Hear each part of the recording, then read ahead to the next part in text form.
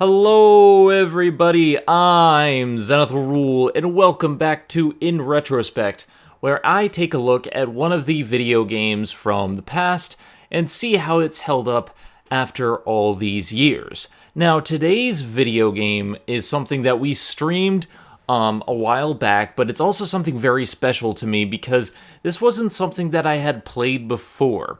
Now, on my streams, I usually like to play something that I have some experience with, a game that I have played before, I know thoroughly inside and outside, and usually like to, give myself a challenge while streaming it to make it more engaging for my audience. However, in this case, this was a suggestion that people were making for a very long time. Back in 2018, a lot of people requested that I play the game Doki Doki Literature Club.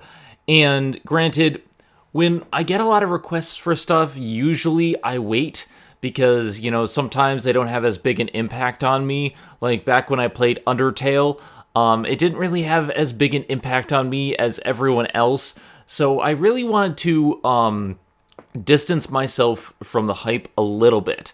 However, I got a few requests from people from Dub Talk to stream it, and we're going to stream it at Anime Boston.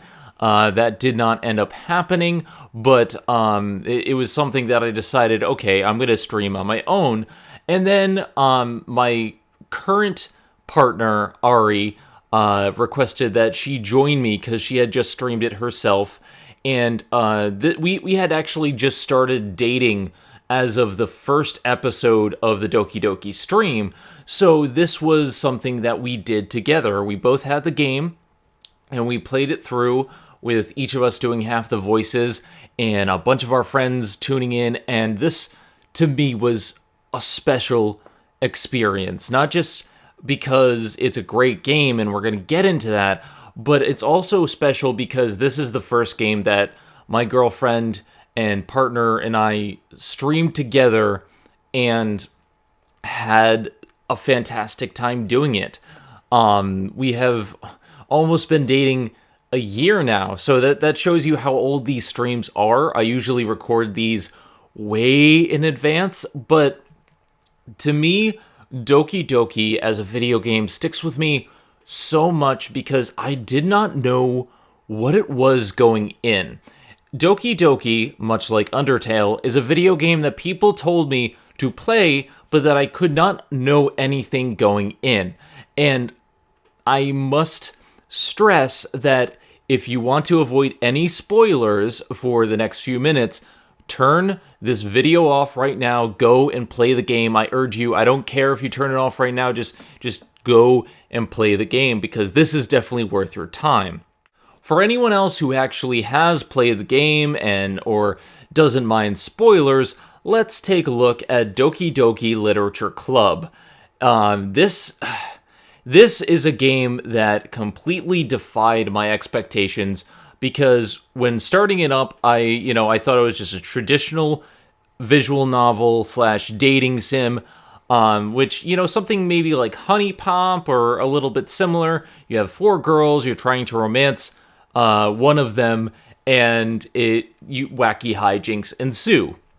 So I went into it with a bunch of friends. We made a whole bunch of jokes throughout the stream, and then the ball drops. And this is kind of why this game is really special, because I did not expect what this game actually was. This is a horror game. This is really a terrifying and meta horror game that really messes with you in a lot of ways. It deals with very tough topics like suicide, self-harm. It deals with some really intense subject matter, and then it breaks the fourth wall where one of the characters takes over the game. This is one of those experiences that I think everyone needs to play through at least once in your life. I think you should play this simply because it is different than a lot of things I have played at any point in time. Personally, this is not the heaviest game on gameplay. It is primarily a visual novel. You get a lot of dialogue, a lot of text, and you have 4 characters.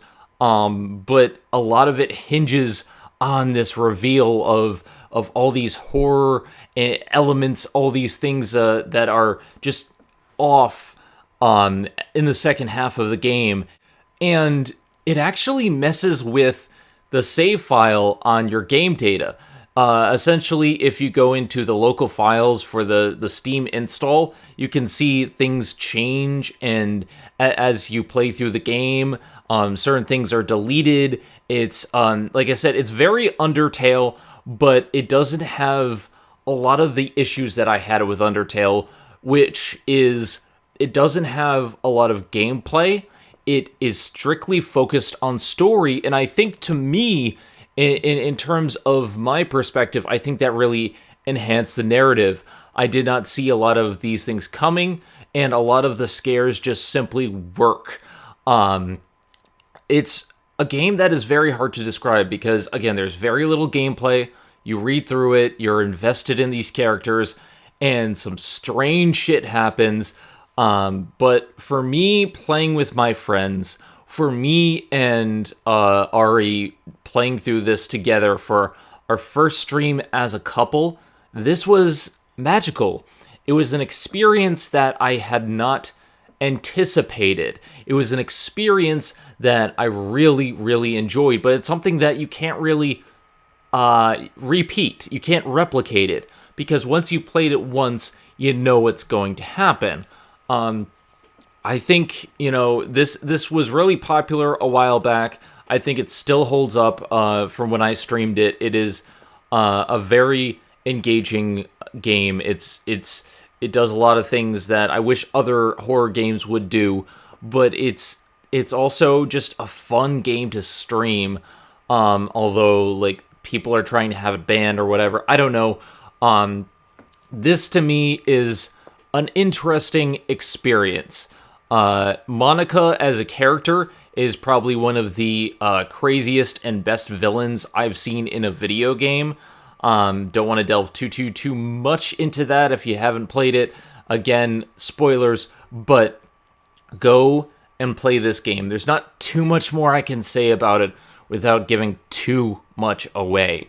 And even if you don't mind spoilers, or if you've already played the game, I want you to experience this, because this, to me, is special. It's something that I can't really describe that much. It's a game that you need to experience. And again, it's a game that it's not very long, and it has a couple major twists that really make it stand out. I believe it's actually free on Steam, if I remember correctly. So go check it out, play it. This is a very interesting experience. With that being said, this is a short one, guys. For one of my favorite games that I've streamed, there's not much more I can add to this. To criticize or to talk about, because a lot of that would either involve spoilers or, there's just not enough game in it to talk about. But much like a great horror movie, a great horror novel, it really grips you, it really keeps you going, and I think this is worth your time, very much worth your time. Short, pretty much free, so go check it out on Steam. When next we meet up, I will actually hopefully have the Kingdom Hearts Chain of Memories stream slowly building up, and I have already recorded the Chain of Memories review. I was just waiting to get the footage, so that's coming. The Chain of Memories stream is 15 parts long, so that's going to take a little bit of time to upload. But, I'm still recovering from surgery, so it's going to take some time to get back to normal. But with that being said, I'm Zenith Rule, Doki Doki Literature Club. Great game, great experience. It's special for me and my girlfriend. I love you, Ari. You are beautiful and wonderful, and my favorite girl in the entire world. Thank you for streaming it with me. With that said, I'll see you guys next time. Have a good one, guys. Hey, this is Megami33. Thank you for watching Zenith Will Review. Don't forget to like, comment, and subscribe for more awesome videos. If you like what you see, check out the Patreon page at patreon.com/ZenithWillReview.